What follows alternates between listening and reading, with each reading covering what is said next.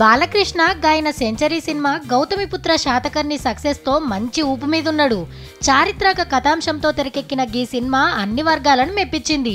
ఈ సినిమా తర్వాత బాలయ్య 101వ సినిమా ఏది అని అందరూ మస్తుగా వెయిట్ చేస్తుండ్రు.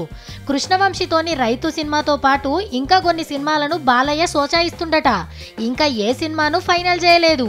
ఇసోంటి టైంలా నందమూరి బాలకృష్ణ వాళ్ళ నాయన స్వర్గీయ నందమూరి తారక రామారావు జిందగీ మీద సినిమా చేస్తున్నా అని వాళ్ళ సొంతూరైన నిమ్మకూర్ల చెప్పిండు. ఈ సినిమాల పెద్ద ఎన్టీఆర్ జిందగీలున్న అన్ని అంశాలను చూపిస్తారట. ఎన్టీఆర్ పుట్టిన కాడికెళ్ళి చచ్చిపోయేదాకా గాయన జిందగీలో జరిగిన స్టోరీని ఈ సినిమాలో చూపెడతాడట. ఇప్పటికే పెద్ద ఎన్టీఆర్ జిందగీ మీద స్క్రిప్ట్ వర్క్ కూడా రెడీ అయిందని చెప్పిండు బాలయ్య. ఈ సినిమాల నందమూరి మోక్షజ్ఞ బాలయ్య పాత్రలో నటించే ఛాన్స్ ఉందని చెప్తుండ్రు.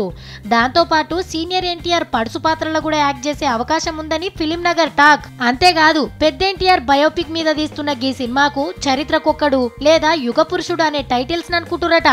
ఈ సినిమాని పూరి జగన్నాథ్ లేదా క్రిష్ డైరెక్ట్ చేసే ఛాన్స్ ఉందని కూడా చెప్తుండ్రు ఫిలిం నగర్ వర్గాలు.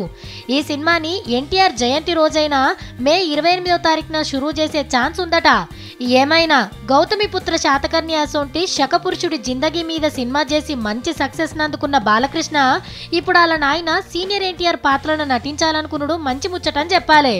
ఒకవేళ బాలయ్య ఎన్టీఆర్ పాత్రలో యాక్ట్ చేస్తే భారతీయ చలనచిత్ర పరిశ్రమల ఒక నటుడి పాత్రలో తెరకెక్కబోతున్న బయోపిక్ సినిమాల ఆయన వారసుడే హీరోగా నటించిన రికార్డు బాలయ్య సొంతమని చెప్పాలి.